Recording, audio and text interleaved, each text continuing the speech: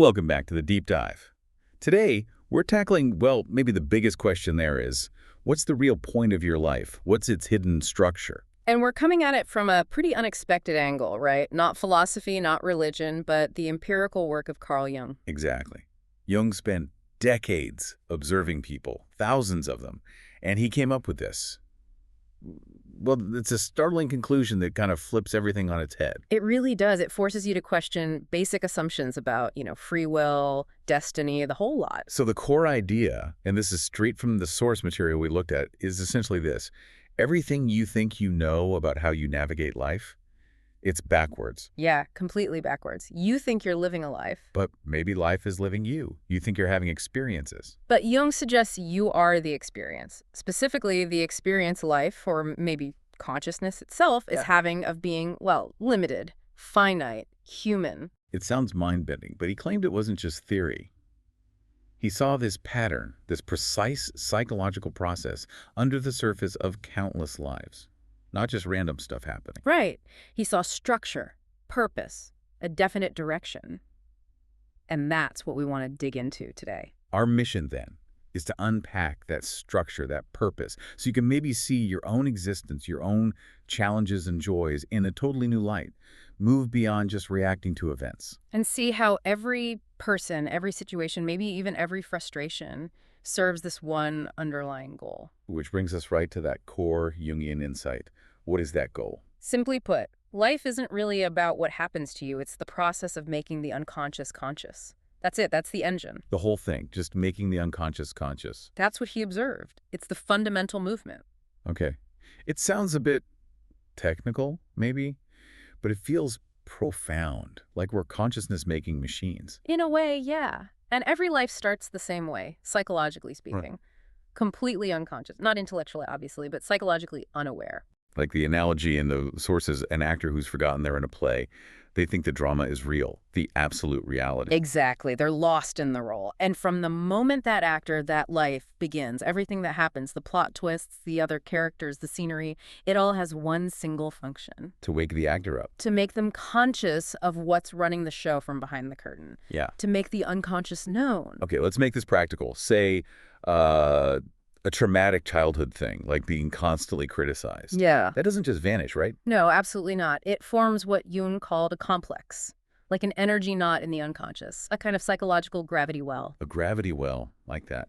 And it pulls things in. It actively shapes your reality. That criticism complex, it might drive you to constantly seek approval or maybe sabotage your success because you unconsciously feel unworthy. It directs your choices, your reactions. Until you see it. Until you make that pattern conscious. Precisely. It lives your life for you, often creating the very situations you dread until you bring that original wound and the behavior it causes into awareness. Ah, so that's why we get stuck in loops. Like always dating the same wrong person or hitting the same block at work. It's often the unconscious demanding to be heard. It's shouting, "Look at me, this pattern will continue," until you acknowledge what's driving it. It's not fate, it's unfinished business. Unconscious business, yeah. The suffering isn't the point, it's the signal. It's consciousness trying to be born and, well, birth is usually messy, isn't it? That's a crucial reframe, I think. Your problems aren't stopping you from living.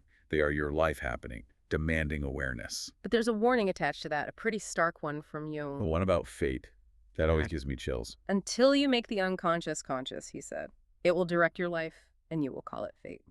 Wow. So if your life feels like it's just happening to you, like you're just being dragged along. That's a sign that the unconscious is probably at the wheel. Making it conscious isn't just like a self-help extra.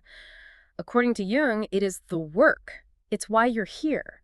Okay, so life is this machine for making us conscious. But who or what is involved in this process? Jung identified two main players, right? Two centers of consciousness in constant dialogue. Yeah, and this dialogue, this tension, is basically what you experience as your day-to-day existence. It's the push and pull between the ego and the self. The ego, that's the part we know, right? The I. My name, my job, my story about myself, the captain of the ship, or thinks it is. Right. Your conscious identity. It wants control, safety, predictability. It likes things to make sense according to its own limited map. But then there's the self, which is much bigger. Infinitely bigger. The self is the totality. Everything you are conscious, unconscious, your personal history, even echoes of collective human experience. It's the ocean the ego's little boat floats on. And the self has its own agenda. Absolutely. Its agenda is wholeness, growth, truth, not necessarily comfort or safety. Ah, and that's where the sparks fly. Because the ego wants comfort, but the self wants growth. And growth often involves discomfort. Exactly. They're often pulling in opposite directions. The ego wants to stick to the plan. The self might need to shatter the plan for you to evolve. So the friction we feel in life, the big crises, the moments where everything falls apart, that's this conversation happening. That's the self communicating with the ego, often quite forcefully. Think of it like this. The ego builds a nice, solid house, Okay. but the self knows you need to live in a castle. So sometimes the self sends an earthquake to knock down the house. That doesn't sound very friendly. Why not just, send blueprints for an extension? Because the ego is defensive. It's built to maintain its current structure. It often can't hear the call to expand until its existing world feels like it's failing. That crisis, losing the job, the relationship ending, the health scare. That wasn't just bad luck.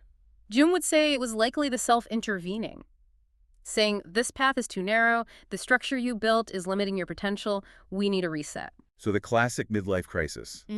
It's not really a crisis. It's more like a course correction mandated by the self. A shift from the ego's focus on outward success to the self's demand for inner meaning and integration. Okay, ego, you built the scaffolding. Now it's time for the real building. Wow. Okay, so seeing it that way changes how you'd approach difficulties. Yeah. They're not life going wrong. Their life trying to make you larger, trying to expand you beyond the ego's comfort zone. The tension isn't something to eliminate. It's something to understand and work with. Okay, now let's add another layer. Yeah. Jung also talked about story, right? That we don't experience reality directly, but through narrative. Yes, this is crucial. We make sense of everything, especially the self's interventions, through story. We're meaning-making creatures. So two people could go through the exact same event, say, getting laid off and have totally different lives afterwards. Absolutely, because they tell themselves different stories about it. For one, it's, I'm a failure, life is unfair, the victim story. For another, it's, this is the push I needed to start my own thing, maybe a hero or seeker story. Same facts, different narrative, different life. And the scary part is, we're not usually consciously choosing that story. Often not, no. The unconscious chooses it first, based on our complexes, our history. These are our personal myths. Like what? What are some common ones? Oh, you see them all the time. The martyr, I must sacrifice myself for others. The eternal child, I can't handle responsibility. The exile, I don't belong anywhere. The rescuer, I must save everyone. These myths run our lives unconsciously. You mentioned Jung had a patient, the one who believed everyone abandons me. Yes, a classic example. Her unconscious myth wasn't just a belief. It actively created her reality. How did that work? She wasn't trying to be abandoned. No, but her abandonment complex, the core of that myth, made her hypervigilant. If someone got close, she'd unconsciously test them, push them away, misinterpret normal space as rejection. She was essentially creating the proof for her own tragic story. Driven by the unconscious fear. Wow. So she wasn't a victim of fate in the way she thought. She was, unknowingly, the author of her own recurring drama. So if you want to change your life, you have to change the story. But not just by, positive thinking. No, it's deeper than that. You have to first become aware of the unconscious story that's currently running. What's the repeating theme? What narrative automatically kicks in when things get tough? You can't not live in a story, but you can become aware of the one you're in. Exactly. You can move from being unconsciously lived by the myth to consciously participating in shaping a myth that serves your actual growth, your wholeness. Which brings us to the ultimate goal of this whole, sometimes painful process. Wholeness. Jung called it individuation. Yes. Life's ultimate purpose, from this perspective, isn't happiness or success in the conventional sense. It's to become whole, individuated. Meaning undivided. Undivided. An individual who has integrated the disparate parts of themselves. It's not about becoming perfect, erasing flaws. It's about becoming complete, including the parts you previously rejected or didn't even know you had. So it's not adding new things, but reclaiming lost parts. Precisely. Think about growing up. To fit in, to build a functional ego, you have to push parts of yourself away, Things unacceptable to family, school, society. The stuff that becomes the persona, the mask we show the world. Right, and all those rejected bits, the anger, the vulnerability, the weirdness, but also maybe creativity, power, assertiveness, they get shoved into what Jung called the shadow. Okay, so individuation is the journey of taking back those lost pieces. It's a spiral journey. First, you build the ego that's necessary. Then often comes a crisis, maybe midlife, when the ego's limitations become painfully obvious. That forces the encounter with the shadow. Which sounds unpleasant, encountering all the stuff you don't like about yourself. It can be deeply uncomfortable, yes. But the shadow isn't just negative. It holds immense energy, vitality, creativity, your disowned gold.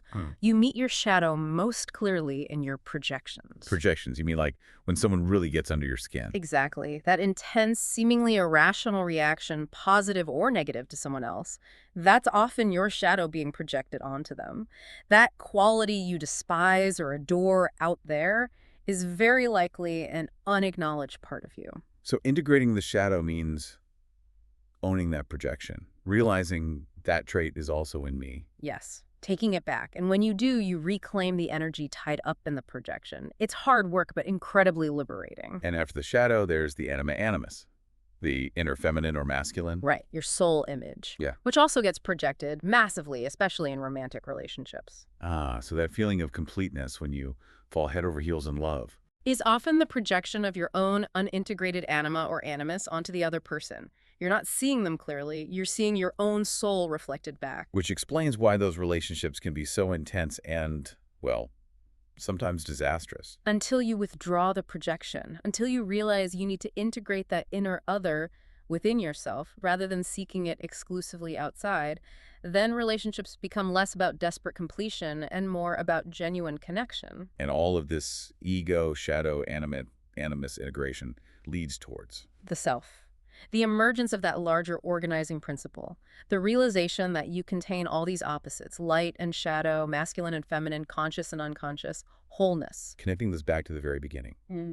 If we are life experiencing itself. Then individuation isn't just personal development. It's you as a unique expression of universal consciousness, becoming aware of your own totality. You're like a fractal through which the whole universe experiences a specific angle of itself. So our limitations, our struggles, our fears, they aren't mistakes. They're necessary contrasts.